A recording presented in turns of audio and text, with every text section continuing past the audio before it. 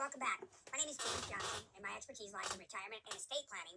And today we're going to talk about probably one of the most controversial subjects, and that is how do you pay for your house? So I want you to listen very closely to what I'm about to say. You should pay for your house as fast as you possibly can. You should just always have the largest possible mortgage right up until the day you die. I'm going to say that again.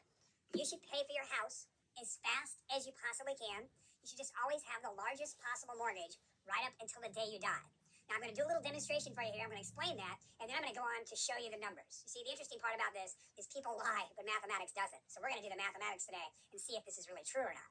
So we're going to start with this cup right here, and this cup is going to represent our house. And our house is currently worth $500,000.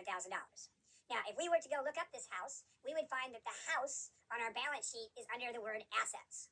And if it had a mortgage on it, as this house does, it has a $500,000 mortgage, that would be under liabilities. But what we want to talk about right now is we just want to talk about the assets. So we have a $500,000 house with a $500,000 mortgage on it. Now, the first question that we want to answer is, would this house go up or down in value any faster if we paid it off? And the answer to that is absolutely not. This house will appreciate or depreciate regardless of how much money we put in it. Therefore, the rate of return on equity is zero, and it is always zero. So any equity you put in this house is currently losing money based on two fronts. One, inflation. The value of this dollar is becoming worth less and less every single day. And two, opportunity cost. So if I had this money that was inside this house, I could take it out, invest it somewhere else, possibly buy another piece of real estate, get rent on that, whatever the case may be.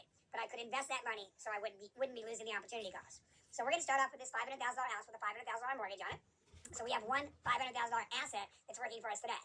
And over here, for lack of better words, we have $500,000 in our bank account. So if we were to look at our assets today, we have $1 million in assets. We have a $500,000 house with a $500,000 mortgage on it, and we have $500,000 in a bank account. Now, I know some of you are going, well, we only have $500,000 in assets. That's not true. Our net worth is only $500,000, because when we take away the loan, we would be at a $500,000 net worth. But our assets that are working for us today are $1 million.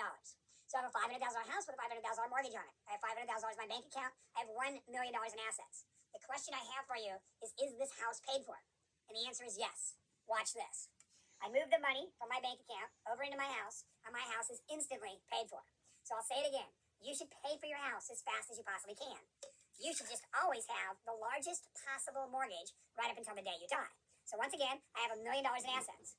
If I was to take $100,000 of this money in this bank account over here and put it into this house, what would this house be worth now? And the answer is $500,000. If I was to pay it off, this house would still be worth $500,000.